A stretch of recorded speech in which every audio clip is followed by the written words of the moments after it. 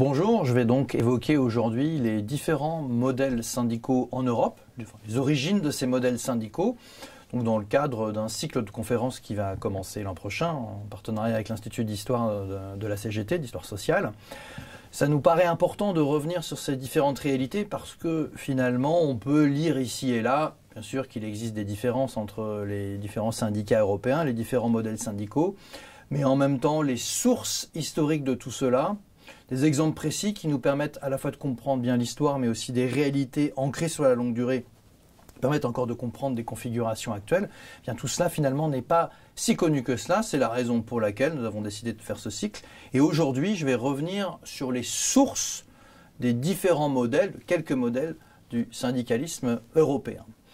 Alors, pour commencer cet exposé, il y a évidemment une antériorité importante qui est à rappeler, qui est l'antériorité britannique.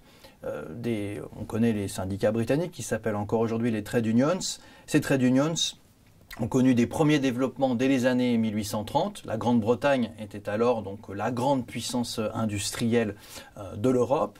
Et donc il y a une sorte d'équation, et on va voir ensuite que l'équation n'est pas toujours aussi simple, entre le développement industriel et le développement du syndicalisme. Ces trade unions sont pris de l'ampleur dans les années 1860 et constituent une sorte de modèle important qui va ensuite se développer sous des formes différentes dans d'autres pays, mais quand même ce modèle des trade unions, c'est en quelque sorte une antériorité qui est importante à rappeler. Alors je voudrais dire d'entrée de jeu une chose. Si on parle de syndicalisme britannique, et puis on parlera un tout petit peu plus tard donc, du modèle travailliste, on pense à un syndicalisme plutôt de négociation, modéré, etc. Il y a des réalités historiques qui renvoient à ça, c'est tout à fait exact.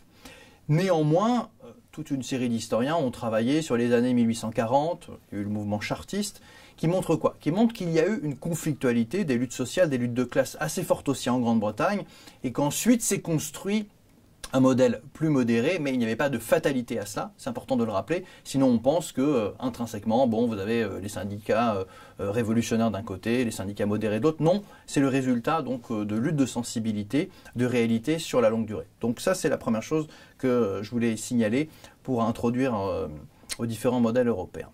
Alors ensuite, évidemment, si on évoque plusieurs pays, je ne vais pas tous les évoquer, mais si on évoque deux constructions parallèles, la France et l'Allemagne, là on est dans des cadres assez différents.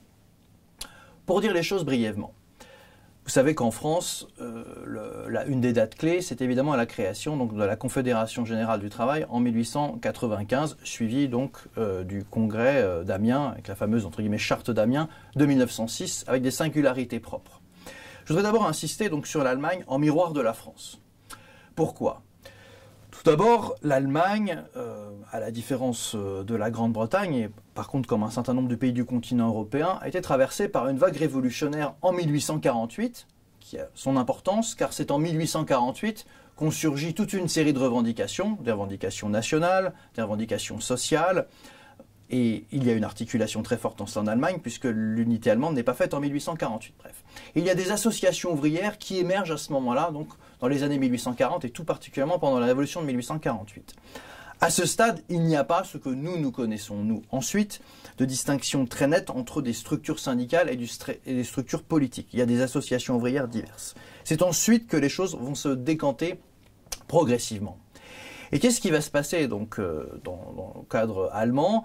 Bien, vous allez avoir une construction nationale progressive, une industrialisation progressive qui va prendre une tournure assez spectaculaire lorsque l'Allemagne sera unifiée à partir de 1870. Et, même si c'est un peu schématique de le dire comme ça, plus on va avancer chronologiquement, plus vous allez avoir des structures industrielles importantes, avec des gros bastions industriels, avec des catégories ouvrières, notamment comme les mineurs, donc les mineurs de la Ruhr, et vous allez avoir un développement donc parallèle des structures syndicales et politiques. Et là aussi, j'aimerais insister sur une chose. Bien sûr, le syndicalisme allemand va porter ensuite plutôt une logique de négociation, c'est le fameux partenariat social, c'est le fameux modèle allemand dont on nous rebat les oreilles jusqu'à aujourd'hui, donc tout ça a une réalité et c'est construit historiquement. Mais là aussi, il n'y avait pas de fatalité à ce que ce modèle de partenariat social s'impose. Dans les années 1870, à la fin des années 1870, qu'est-ce que va faire Bismarck, qui est donc le chancelier de l'Allemagne qui a unifié l'Allemagne en 1870? Il va choisir la confrontation avec ce qui existe du mouvement ouvrier organisé, c'est-à-dire avec ce qui va s'appeler la social-démocratie allemande et des syndicats qui lui sont liés. Donc cette social-démocratie allemande a été unifiée à un congrès, Gotha en 1875, et dès cette époque-là, les syndicats donc, sont assez liés à l'organisation politique, et c'est là qu'on a les origines du modèle. Je disais juste avant, donc il y a une confrontation avec Bismarck. Cette confrontation va être menée pendant 12 ans, de 1878 à 1890, par des lois dites antisocialistes, qui interdisent aux organisations du mouvement ouvrier politique et syndical d'avoir véritablement une expression publique et de pouvoir mener leur lutte. Mais des luttes sociales et politiques, il va y en avoir beaucoup à ce moment-là, et Bismarck perd la partie, si je puis dire, et finalement, donc les syndicats et le SPD, donc ce qui va s'appeler le SPD, la social-démocratie allemande, sont pleinement légalisés et en état de lutter à partir de 1890-1891. Et c'est donc à cette date à peu près que vont se nouer les relations particulières entre syndicats et partis dans le contexte allemand. Je dis syndicats et partis, mais il faudrait aussi insister sur le mouvement coopératif et le mouvement mutualiste, parce qu'on sait par exemple qu'en France que ces mouvements vont se développer de manière assez distincte des autres organisations, alors qu'en Allemagne, il va y avoir effectivement, dans les années 1890, donc encore une fois le syndicalisme est pleinement légalisé, bon, à ce moment-là, autour de la social-démocratie allemande, vous avez des structures syndicales qui sont extrêmement liées aux partis, avec par exemple des responsables syndicaux qui peuvent être députés du parti au Reichstag, donc l'Assemblée allemande. Et une des grandes figures de ce moment-là, donc vous avez des figures politiques comme August Bebel, du côté théorique Karl Kautsky, et la grande figure syndicale qui va, si je puis dire, nous accompagner jusqu'à la fin de mon exposé pour le côté allemand, c'est Karl Legien, qui est le président de la commission donc, des syndicats allemands à partir de 1891, et qui va dominer ce modèle syndical allemand à partir de cette date-là. Et là, évidemment, on est dans un contexte tout à fait différent de la France. D'abord, il faut le dire, cet ensemble partis, syndicats, coopératifs, donc globalement autour de la social-démocratie allemande, est quelque chose qui va revêtir rapidement un caractère de masse, beaucoup plus qu'en France, tant au niveau politique que syndical. Et il y a, si vous voulez, dès le début, après la confrontation qu'a menée Bismarck, tout un courant, et dans le syndicalisme allemand, et dans la social-démocratie allemande, qui va faire plutôt le pari de la négociation, et qui n'est pas spécialement connecté aux logiques conflictuelles, aux logiques grévistes que l'on retrouve dans d'autres pays. Donc il y a cela qui est vraiment important à rappeler. Alors, le développement du syndicalisme allemand à la fin du 19e siècle, donc parallèlement, je le rappelais tout à l'heure, vous avez une toute autre logique qui se met en place avec la création de la Confédération Générale du Travail en 1895. Il faut rappeler une chose qui a durablement marqué les équilibres du mouvement ouvrier à ce moment-là, et en France et en Allemagne. En Allemagne, vous avez un mouvement ouvrier qui est globalement unifié. Il y a des petites minorités à la gauche, mais c'est vraiment tout à fait marginal. En France, aux dates dont je vous parle, vous n'avez pas encore de socialisme organisé sous la forme parti. Vous avez toute une série de courants, et tout ça va rester fortement éclaté, dispersé, jusqu'en 1905, création du Parti socialiste. Vous avez une sorte de paradoxe, puisque le mouvement ouvrier français, dans ses différentes composantes, donc vous avez des courants socialistes divers, vous avez le syndicalisme qui s'est développé séparément, vous avez un courant révolutionnaire fort, une tradition révolutionnaire, 1789, 1848, et surtout plus récent et qui pèse encore de tout son poids à la fin du 19e, la Commune de Paris, 1871 et sa répression. Il y a une amnistie en 1880 aux communards qui permet à un certain nombre de communards de refaire de la politique. Vous avez à la fois une idéologie révolutionnaire bien présente en France, moins présente en Allemagne, mais le mouvement ouvrier est plus fort en Allemagne du point de vue numérique, en tout cas. Donc il y a une sorte de paradoxe qui est important à tester. Et c'est là où il y a quelque sorte des incompréhensions. Alors je pourrais en prendre plein d'autres, des incompréhensions entre les différents modèles nationaux, mais cette incompréhension-là me paraît intéressante. Pourquoi? Parce que lorsque se confrontent les différents responsables syndicaux allemands et français dans des congrès internationaux, eh bien, vous avez des dialogues, on pourrait appeler ça en français une sorte de dialogue de sourds. Beaucoup de syndicalistes allemands, ceux qui sont plus modérés autour de Legien, avancent l'idée qu'il ne sert à rien d'avoir une logique plutôt révolutionnaire comme celle de la CGT, celle du syndicalisme révolutionnaire, puisque finalement, en termes de ce que nous appellerions aujourd'hui des acquis sociaux, eh bien, Bismarck, sous la pression du mouvement ouvrier, a créé effectivement un certain nombre d'assurances sociales que la Troisième République va installer beaucoup plus tard. Et donc, se développe l'idée que le syndicalisme révolutionnaire conflictuel, qui fait davantage appel à la grève que le syndicalisme entre guillemets de compromis, eh bien, est un syndicalisme qui ne permet pas d'avoir plus d'acquis sociaux que l'autre. Donc, il y a ces débats-là qui sont très présents avant 1914, dans une configuration historique évidemment très particulière. Hein. Puis à ce moment-là, faut le rappeler, hein, c'est une banalité, mais quand même, parce qu'après au XXe siècle, ça va quand même beaucoup changer. Les socialistes, quelle que soit leur tendance, quelle que soit la force dans leur pays, à part, comme en France où il y a un ministre de temps en temps, il n'y a pas de gouvernement de gauche socialiste majoritaire qui gouverne et qui pourrait prendre appui sur les syndicats pour un certain nombre de choses. Donc, il n'y a pas cela. Et donc, dans l'opposition, les uns et les autres développent des stratégies. Et ces stratégies donc sont différentes et sont à la source donc de modèles syndicaux qui sont quand même différents. Quand je dis modèles syndicaux, c'est évidemment le rapport à la politique qui importe beaucoup, parce que là aussi on pourrait prendre des exemples divers et variés, mais il y en a un qui est très parlant. Bon, c'est ce qui se passe un petit peu plus tard, en 1905-1906. 1905, il y a une première révolution russe qui fait apparaître donc des conseils ouvriers. Je vais revenir tout à l'heure là-dessus, parce que c'est une sorte de modèle alternatif au syndicalisme. Donc ça, c'est en Russie, c'est à part, évidemment, par rapport au modèle de l'Europe occidentale. Mais qu'est-ce qui se passe à ce moment-là? La première révolution russe repose la question de ce que certains en Allemagne appellent la grève de masse, qu'on appelle plutôt la grève générale. C'est pas tout à fait la même chose en France, mais enfin, en tout cas, un usage, on va dire, massif et important de la grève. Et il va y avoir deux congrès importants pour l'histoire du syndicalisme européen. Le plus connu que vous connaissez, c'est à Amiens en 1906, où il y a cette fameuse charte, hein, qui est un nom donné a posteriori, d'Amiens, où le syndicalisme révolutionnaire donc, joue un rôle important, le rôle de la grève est mis en avant.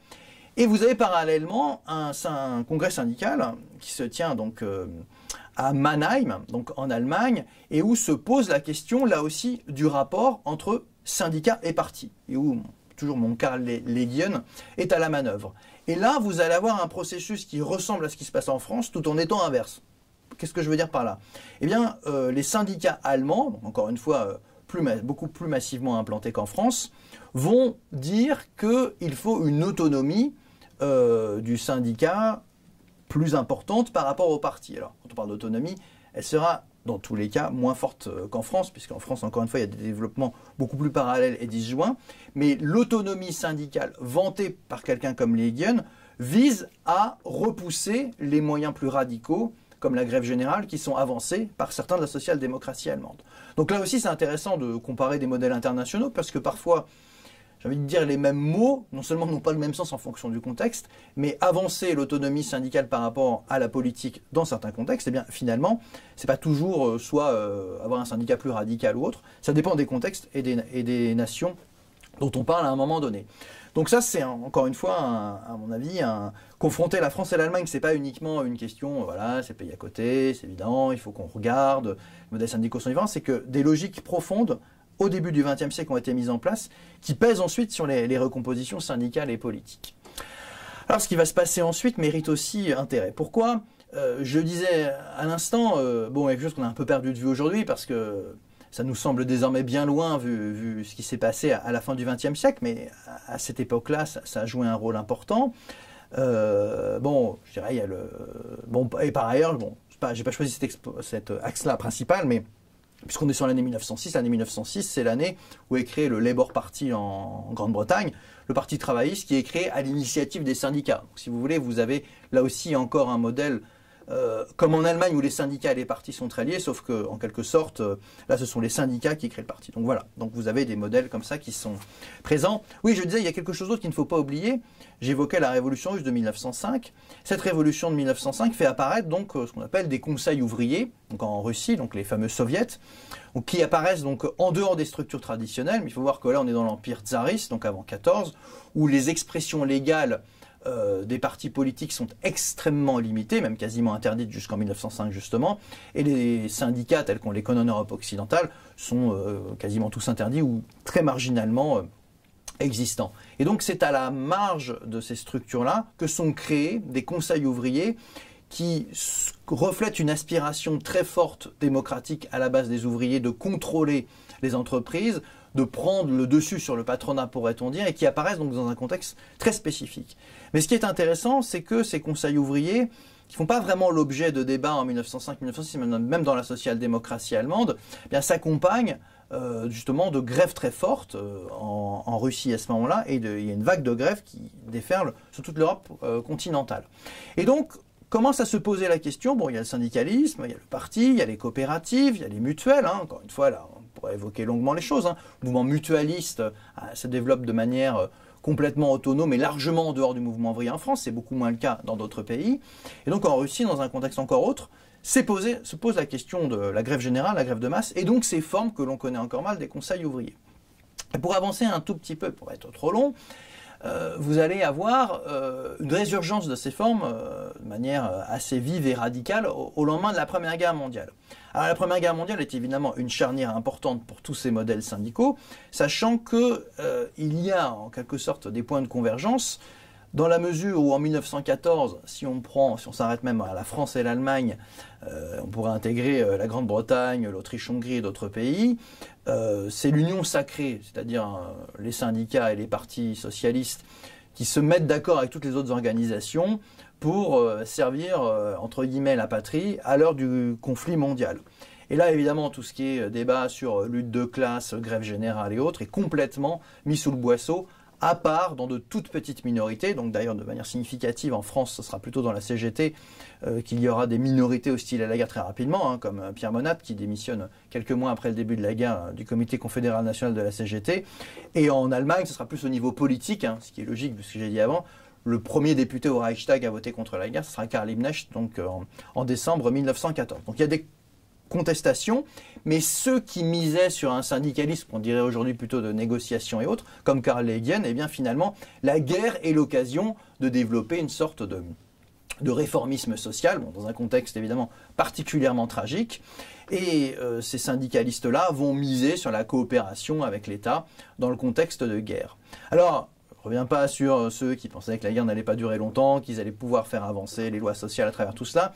Évidemment, c'était peut-être plausible dans un premier temps, mais vu le niveau de conflictualité qui va se développer à partir de 1915, 1916 et 1917, plus la guerre va durer, plus les luttes des classes vont reprendre, et surtout il va y avoir une immense vague révolutionnaire à partir de 1917, qui vient de Russie à nouveau, comme en 1905, sauf que là, il y a une adéquation entre la fin de la guerre, la révolution, et au lendemain de la Première Guerre mondiale, donc en 1918-1919, il y a de nouveau une vague révolutionnaire qui balaye non seulement la Russie, mais on le sait moins, aussi quand même toute une série de pays européens. Alors on le sait moins nous, Français, souvent parce qu'effectivement il y a de grandes grèves au lendemain de la Première Guerre mondiale, notamment des cheminots en France, mais la France, à proprement parler, n'est pas touchée par une vague révolutionnaire, c'est-à-dire par une vague qui remettrait en cause profondément toutes les institutions, l'ordre politique, social, et aussi les rapports tels qu'ils se sont installés entre syndicats et partis. Alors que, en revanche, dans une série de pays, il y a une véritable vague révolutionnaire. Alors il y a la question de la résurgence de ces conseils ouvriers, hein, qui sont très présents et très forts au début de la Révolution russe, et même suite à la prise du pouvoir des bolcheviks en octobre-novembre 1917. Bon, ils vont rapidement être vidés de leur contenu, mais le fait qu'ils existent, ils correspondent à une aspiration, encore une fois, démocratique. Bon, on a parfois un peu fantasmé sur le rôle politique et idéologique des soviets, hein, c'est pas ce que l'on pensait pendant longtemps, les soviets jouent un rôle parfois même de redistribution de la nourriture, etc. Parce que les soviets, c'est une organisation parallèle dans un contexte où l'ordre étatique s'est complètement effondré, bien sûr, mais il y a autre chose derrière. Et par exemple, pour en revenir en Allemagne, on assiste à une scène très intéressante en 1918-1919. Alors l'Allemagne est touchée par une révolution, l'Autriche aussi d'ailleurs, et là se repose la question des rapports entre partis et syndicats. Et les formes alternatives comme les conseils ouvriers. Parce qu'à la différence de la France, l'Allemagne est touchée par une vague d'apparition de conseils ouvriers. Et là, par exemple, est signé mi-novembre 1918, donc c'est la date que l'on retient pour la révolution allemande. Hein, le 9 novembre 1918 à Berlin, la République est proclamée pour la première fois de l'histoire des pays germaniques. D'ailleurs, il y a 2 fois la République est proclamée, une par les plus à gauche autour de Karl Liebknecht, une autre par par Philippe Scheidemann, donc dans deux endroits à Berlin distincts, certains la République socialiste, d'autres la République modérée, mais ce qu'il y a derrière tout cela, il y a l'idée que certains veulent faire une république entre guillemets de compromis sociaux et politiques, et d'autres pensent qu'il faut aller plus loin, faire une révolution sociale sur le modèle, ou en tout cas inspiré par les bolcheviks, pour véritablement arriver au socialisme. Et ce qui est intéressant en termes de rapport syndicats et partis, c'est que le 15 novembre 1918, donc 15 novembre 1918, vous voyez, on est 4 jours après le fameux armistice de Rotonde, donc la guerre vient de se terminer, sont signés des accords qui s'appellent, donc dans l'histoire allemande, Stinnes-Legien. Donc Legien, je vous en ai déjà parlé, il est encore là, donc, responsable des syndicats allemands, et Stinnes, c'est le responsable du patronat, c'est l'équivalent du MEDEF allemand à l'époque. Et ces accords sont intéressants parce qu'à la fois, ils vont servir à mettre en place un certain nombre de lois sociales, comme les 8 heures, puis c'est le début d'une histoire assez longue de comités d'entreprise, entre guillemets, à l'allemande, et en même temps, c'est une loi de compromis qui vise à dire il ne doit pas y avoir d'autres modèles, il ne doit pas y avoir de révolution, on ne doit pas aller plus loin, et tout le pari de la social-démocratie allemande à ce moment-là, qui est au pouvoir, là, cette fois-ci, pour la première fois de son histoire, vise à arrêter toute vague révolutionnaire. Et le partenariat social et politique, tel qu'on va le connaître sur la longue durée en Allemagne, si évidemment il y aura toute une série d'épisodes funestes qui remettront ça en cause temporairement entre 33 et 45, eh bien le pari à ce moment-là de la bourgeoisie allemande et des syndicats modérés allemands est de dire nous pouvons nous mettre d'accord sur un certain nombre de choses pour stopper tout ce qui est velléité, de lutte de classe, de révolution et autres. Mais à ce moment-là, et c'est là où c'est intéressant de rappeler quelques faits historiques et politiques, c'est que vous avez une contestation très forte de cette vision des choses, par l'aile gauche d'un certain nombre de syndicalistes, par l'aile gauche qui va bientôt donner lieu donc aux spartakistes, au début du communisme allemand, et vous avez l'idée selon laquelle, en dehors des syndicats et des partis, peuvent se développer des conseils ouvriers. Et il y a une immense vague de conseils ouvriers en Allemagne à ce moment-là, les sociodémocrates étant très présents, très forts, et hostiles aux plus radicaux, ils vont réussir, contrairement à la Russie, où il n'y avait pas ces syndicats et ces partis assez gros, à contrôler ces conseils ouvriers et en faire quelque chose qui ne soit pas trop radical. Mais ce qui est intéressant, c'est que là aussi, si vous prenez en Allemagne, ça a été commémoré en grande pompe en 2018, le centenaire des accords Stinnes-Legien, pour dire, regardez, c'est le modèle social allemand, c'est le partenariat social que nous avons essayé de mettre en place très tôt et autres. Mais ce modèle social a été aussi assez contesté par une série de minorités à ce moment-là. Et c'est intéressant de le rappeler parce que finalement, sinon on en oublie toutes ces formes de démocratie radicale à travers les conseils ouvriers qui ont cherché à définir une alternative donc, au modèle classique. On n'a pas des réalités comme cela en 1918-1919. En France, parce que aussi on a un syndicalisme qui donc historiquement est plus radical, donc ce qui peut-être explique le fait qu'il n'y a pas eu aussi ces formes de conseils ouvriers. Mais je crois que c'est important de rappeler ces réalités-là, sinon effectivement on tombe dans une lecture un peu, le mot est un peu à la mode, téléologique, c'est-à-dire on part d'un point d'aujourd'hui, c'est comme ça, et donc on remonte un petit peu toute l'histoire en fonction de cela. Mais évidemment qu'il existe des modèles de partenariats sociaux qui viennent plutôt des pays germanophones, donc notamment l'Allemagne, l'Autriche, mais qui ont été, comment dirais-je, définis sur la longue durée, mais qui ne sont pas passés, comment dirais-je, par des phases successives de tranquillité sociale. C'est aussi parce qu'il y a eu à un moment donné des luttes sociales très fortes dans ces pays-là qu'ils ont cherché à trouver des compromis pour éviter que les choses aillent trop loin, si je puis dire, et éviter la perspective révolutionnaire qui était quelque chose d'éminemment plausible au lendemain de la Première Guerre mondiale. Donc c'est un développement évidemment fort différent de ce qui a pu se passer en France, mais je crois qu'il ne faut pas nécessairement opposer les uns et les autres, qui implique aujourd'hui de revenir sur ces différents modèles, c'est de redécouvrir tout simplement comment des compromis sociaux ont été passés à un moment donné, comment finalement une forme de radicalité, par exemple dans le mouvement ouvrier allemand qui existait, a obligé justement la bourgeoisie allemande à se mettre d'accord avec toute une partie des syndicats. C'est pas juste, ils ne sont pas dit un jour « Ah, nous Allemands, nous sommes modérés, donc nous allons mettre d'accord, nous sommes plus modérés que les autres ». Non, c'est le fruit vraiment de lutte sociale. Et je crois que cette articulation, cette dialectique entre guillemets, entre lutte sociale, compromis et autres, quelque chose qu'il faut prendre dans son ensemble. Et effectivement, je crois, et c'est l'objectif du cycle que nous allons faire l'an prochain, et bien finalement de prendre différentes configurations historiques dans différents pays, ça nous permet de voir que les choses ne sont pas fixées, ne sont pas figées. Parce que si vous aviez dit à des révolutionnaires allemands en 1918 que leur pays allait nécessairement être celui du modèle social d'un partenariat d'un certain type un siècle après, ils ne vous auraient pas cru parce qu'eux, ils étaient en plein milieu d'un processus révolutionnaire très radical dont l'issue n'était pas écrite d'avance. Je crois que c'est important de revenir là-dessus et d'avoir toutes ces formes en tête, ce qui nous permet peut-être d'avancer sur les formes alternatives qui peuvent exister au modèle aussi existant. Voilà, très brièvement résumé, donc les origines de ces différents modèles à travers des exemples qui me paraissent parlants pour comprendre les difficultés auxquelles on peut être encore confronté de nos jours.